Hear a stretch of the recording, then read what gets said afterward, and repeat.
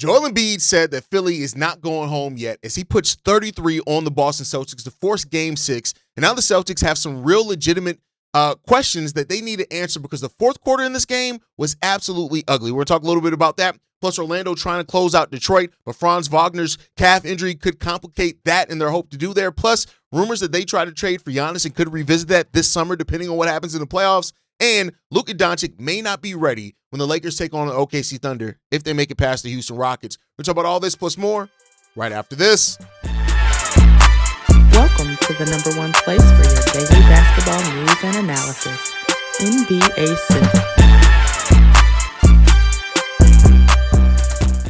What's going on, basketball fans? Welcome to another episode of NBA Central, your number one spot for everything basketball related. I'm the host there, Haize, but more importantly, you guys can follow the channel at NBA Central Pod on every social media platform we happen to be on. With that said, let's go ahead and get into this content for today, y'all. The first question that we want to start off with is Philly and the Boston Celtics, right? The question about this one is Philly punched back when their season was on the line and they avoid being closed out. And they win this game 113-97 to force a Game 6. Joel Embiid puts up 33 points in this game, 33 points, 8 rebounds, 1 block. It's really, 8 assists, 4 rebounds in this game.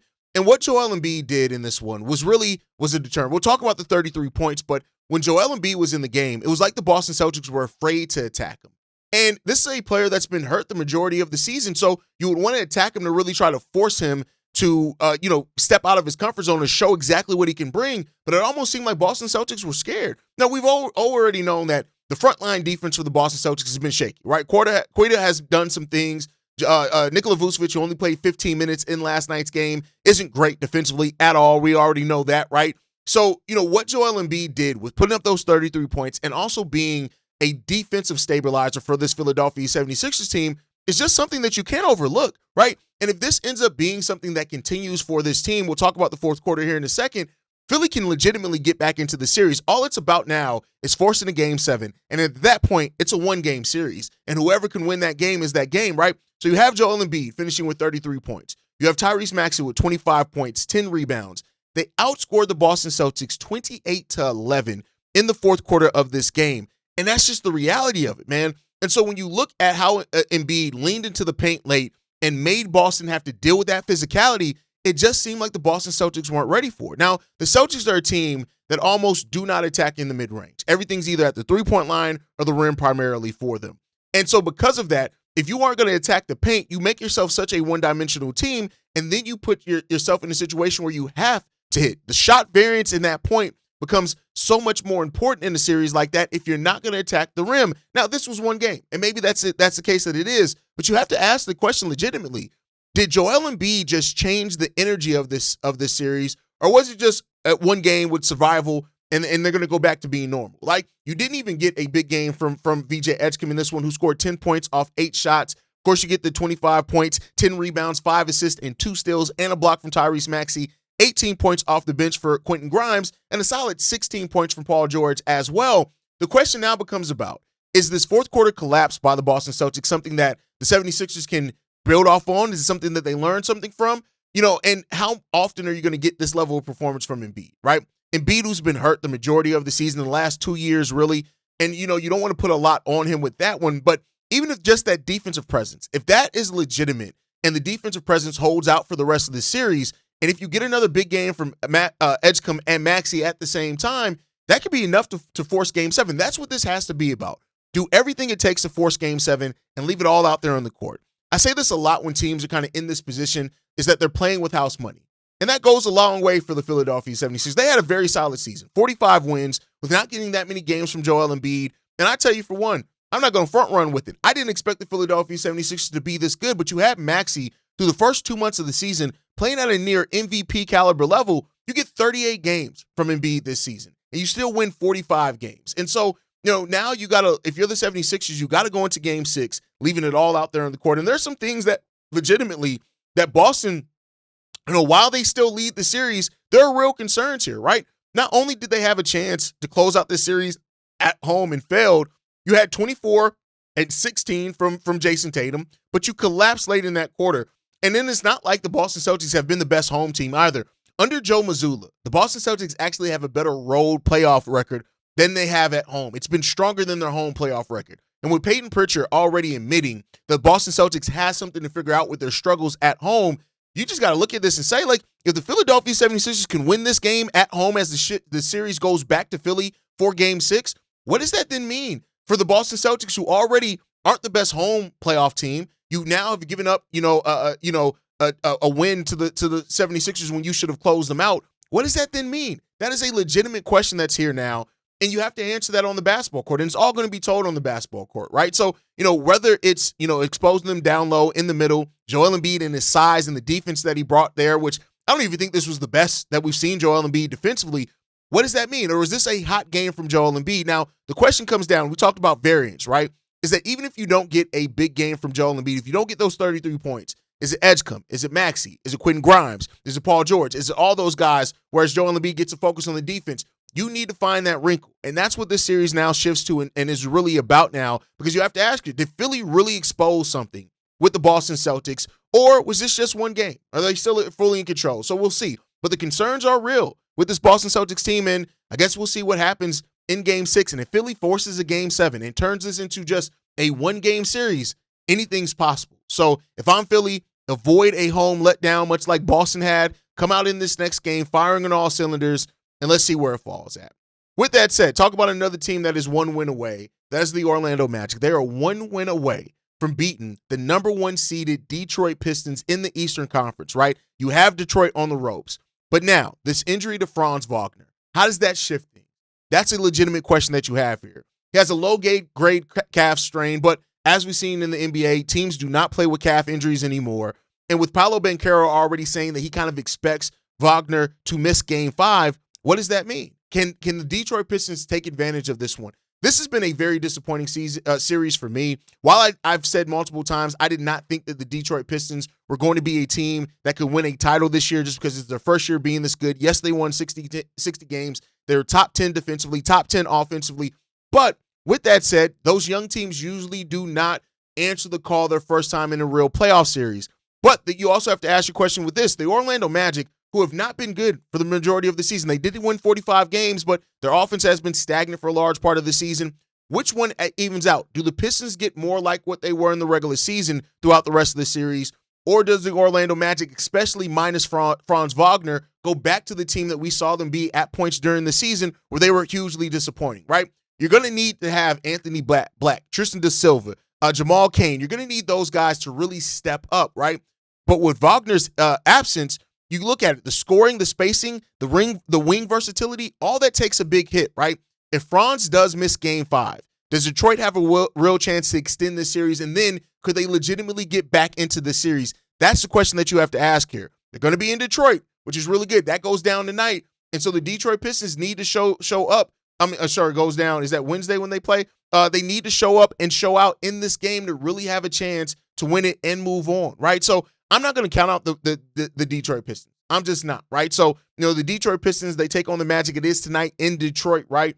For Game 5. And I need to see a Detroit Pistons team that comes out in this game and fires and goes off. That's what I need to see that happens in this game because, listen, Cade has been really good, right, over the course of the season. He's averaging 29 points per game in the playoffs, but the efficiency is way down. So can you get finally a big game from Jalen Duren? Can you get a game from Cade Cunningham? Can your role players step up? Can you attack the paint enough? That's what you have to look out for in this game and in this series because, listen, when it's all on Paolo, we've seen it before. Paolo Banchero has some things, and he is susceptible to letting down some, and that's what you want to try to avoid if you're the Orlando Magic in this game. But, some things are just some things that are going to happen, so we'll see. If Franz does miss this game, what does seem likely now, and you're at home, the Detroit's at home, you can't ever count out a team, but luckily they're up 3-1. They have 3 games to try to win 1. That's what they have.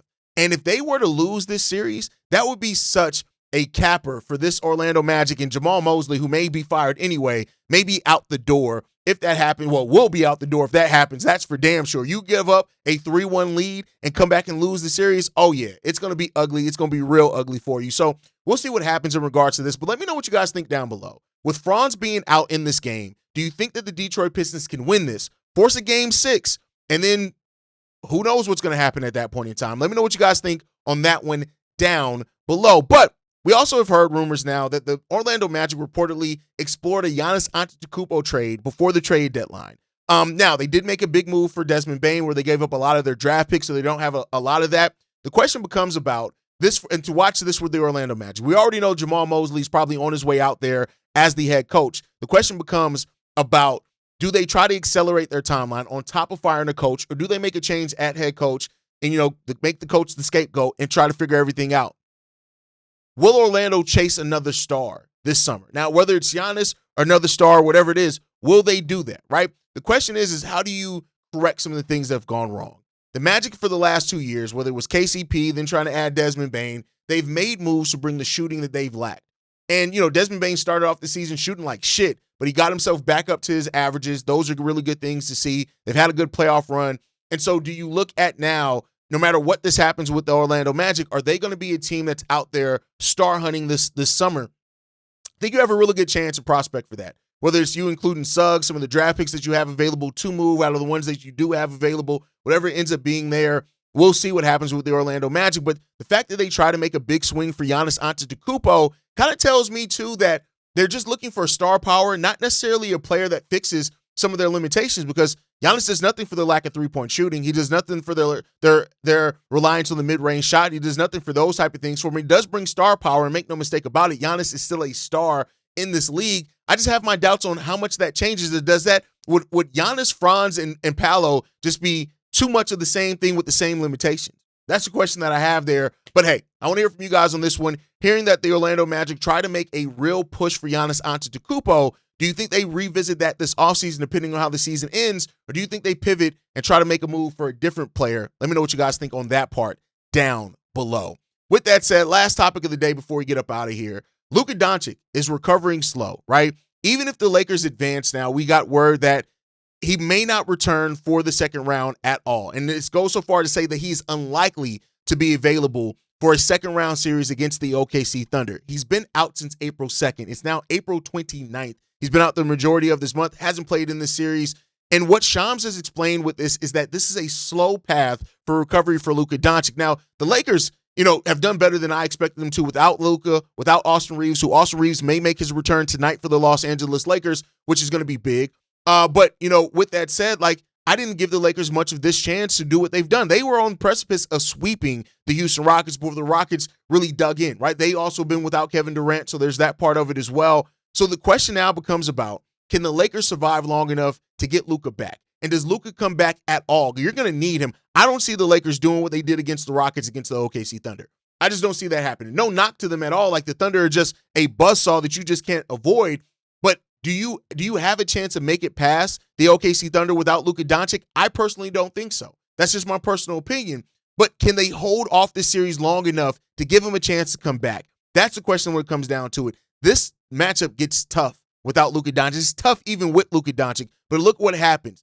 I don't think the Lakers can beat OKC without Luka. I just don't think that they can. And if he misses the first 3 games of the series, that series may already be gone, too far gone for them to even dig themselves out of that hole. Now, we know that everything's not based off this season for the Lakers. They're already planning on continue to revamp the roster around Luka going into this offseason. But hey, I'll say this. If Luka cannot make his return back by the start of this series, which now, if you're taking Sham's word for it, is unlikely to happen, I think that a series that was already unlikely for the Lakers to win just becomes even that much more of a crapshoot for them to win this series. But hey, people would have said the same thing against them in the Houston Rockets without Luka and Austin Reeves. So you never know. Anything's possible in any given day in the NBA. So we'll see what's going to happen there. But let me know what you guys think. Hearing now that Luka could be slow to make his return for this team, do you give the Lakers a chance to beat the OKC Thunder? Do you think they're going to make it past the Houston Rockets? Do you think that the Houston Rockets can make this even more of an interesting series? Let me know what you guys think on that part down below. But that's going to do it for today's episode. Joel Embiid kept the 76ers alive. Now, Boston has to answer and respond to that fourth quarter collapse. Otherwise, that series can get out of hand for them. And Orlando's trying to close out Detroit without Franz Wagner. Can they do that tonight? We'll see. Let me know in the comments down below. Are the 76ers really back in this series? And can Orlando should they go all out for a star this offseason if they have a disappointing end to their playoff run, which for many people's estimation seems like it could very well be likely? And Can the OKC Thunder continue to survive without Luka Doncic? Let me know what you guys think on that down below. Make sure you guys like the video, subscribe to the channel as well. Hit that notification bell so you never miss an episode or an upload. You can follow us at NBA Central Pod. Send us any feedback, questions, comments, concerns, NBA Central Show at gmail.com. And then lastly, if you want to leave a text message and our voicemail for the mailbag, the number to do so, 773-270-2799. We're the #1 spot for everything basketball related. I'll catch you guys the next time I feel like making a video. Probably tomorrow. Peace, y'all. Been a presentation of the Breaks Media.